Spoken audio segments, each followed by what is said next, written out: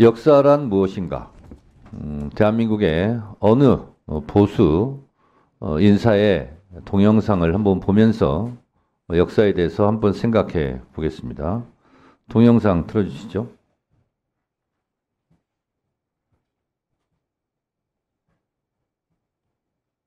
거구라는 표현은 사실은 여기서 적당하지 않고 미친이라고 하는 게 정확할 겁니다. 아니 거구라고 해가지고 부정선거 음모론을 믿습니까? 그것은 거구와는 차원이 다른 더 저질의 정신 상태입니다. 내란 우두머리는 사형 아니면 무기징역입니다. 최고 통치자에게는 최고형을 내려야 다시는 이런 일이 일어나지 않을 것입니다. 필리핀이나 남미에서 쿠데타가 잦았던 이유는 반란군 수괴들을 엄벌하지 않았기 때문입니다. 보수가 살려면은 윤석열의 씨를 말려야 한다는 이야기가 됩니다. 윤석열이 뿌린 악의 씨를 말려야 된다는 이야기입니다. 뭐냐? 윤석열의 폭주를 막지 못한 웰빙 토호당 국민의 힘을 심말려야 합니다. 이런 내란 사태가 다시 일어나지 않게 하기 위해서는 윤석열의 씨를 말려야 한다. 국민의힘의 씨를 말려야 한다. 하는 조갑재 씨의 주장입니다. 저는 동영상에 나온 조갑재 씨의 말을 다 동의하지는 않습니다만 한 번쯤은 생각해 보게 하는 발언입니다.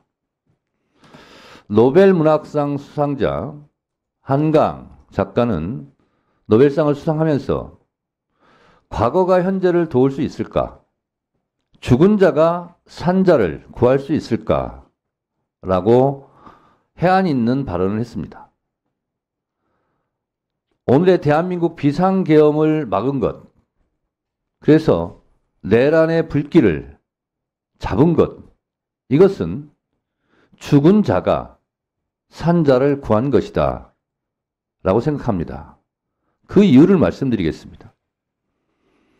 예전의 헌법은 독재자, 통치자들의 영구집권이나 집권 연장 음모를 위한 놀이개, 장난감이었습니다. 1980년, 87년 6월 항쟁을 통해서 새롭게 개정된 현재의 헌법, 다시 말해서 헌법 77조 5항, 재적 의원 과반수로 비상계엄을 해제할 수 있다는 조항이 없었다면 저도 이 자리에 없었을 겁니다. 아마 체포되어서 사살되었거나 아니면 야국방망이로 지금도 맞고 있을지 모릅니다. 이 헌법이 77조 5항이 박종철, 이한열 열사의 죽음의 핏값입니다. 다시는 독재자, 통치자들이 헌법을 가지고 놀 수 없도록 비상계엄을 선포하면 즉시 국회에서 해제할 수 있는 그 권능을 헌법 77조 5항에 넣어놨기 때문에 오늘 그래도 불안한 평화가 이루어지고 있는 겁니다. 8월 14일까지 친일파다가 8월 15일 해방이 되자 8월 16일부터 독립운동하는 사람들이 있습니다. 역사의 변절자들을 씨를 말려야 됩니다. 그런 면에서 조갑재 씨가 한 말에, 저 말에 대해서는 저는 동의합니다. 프랑스가 똘레랑스 관용의 나라, 문화예술의 강국이 될 수 있었던 것은 나치 부역자들을 공소시효를 없애면서 민족 반역자에 대해서는 끝까지 추적하고 처벌했기 때문에 오늘의 프랑스가 있는 겁니다. 우리는 반민특위가 좌절되면서 친일파 척결을 하지 못했습니다. 또한 독재자, 내란 수괴들에 대해서 처벌을 제대로 하지 못하고 어줍지 않은 화해라는 이름으로 몇 년 살지도 않은 사람을 사면하고 용서했기 때문에 이런 비상계엄 내란이 다시 일어났다고 저는 생각합니다. 죽은 자가 오늘의 산자를 헌법 77조 5항으로 구했습니다. 저는 내란 수괴 윤석열 씨는 사형에 처하고 절대로 사면해주면 안 된다고 생각합니다. 조국을 위해 너는 어디서 무엇을 했느냐? 일제치하 때 너는 독립운동 편이었어? 친일파였어. 4.19 때 너는 어느 편이었어? 80년 5월 광주 때 너는 어느 편이었어? 87년 6월 항쟁 때 너는 전두환 편이었어? 아니면 호원철폐 독재 타도 대통령 직선제를 외치는 시민들의 편이었어? 라는 물음은 2024년 12월 3일 서울의 밤 때도 똑같이 적용됩니다. 지금도 내란 속에 윤석열을 옹호하고 비호하고 내란에 동조하는 이런 행위는 일제 때 친일파가 하는 행위랑 똑같습니다. 1980년 5월 광주에서 전두환을 옹호하고 비호했던 그런 매국의 무리들과 똑같습니다. 그것이 옛날에만, 과거에만 그랬느냐? 그렇지 않습니다. 지금도 똑똑히 벌어지고 있습니다. 앞에 계신 기관장 여러분들은 누구 편입니까? 일본 편입니까? 독립운동 편입니까? 독재자 편입니까? 민주주의자 편입니까? 윤석열 편입니까?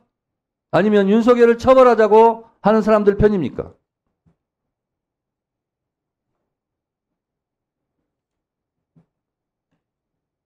목숨이 왔다 갔다 하고 수많은 사람들이 피를 흘리면서 쌓아온 민주주의의 금자탑을 무너뜨리려고 하는 이 반역의 무리, 반동의 무리들에 대해서 여러분들이 갖고 있는 기관장들이 갖고 있는 그 권한을 제대로 사용하지 않는다면 후세 오동훈 공수처장 당신은 2024년 12월 당신은 어느 편이었어? 라는 질문을 받을 겁니다.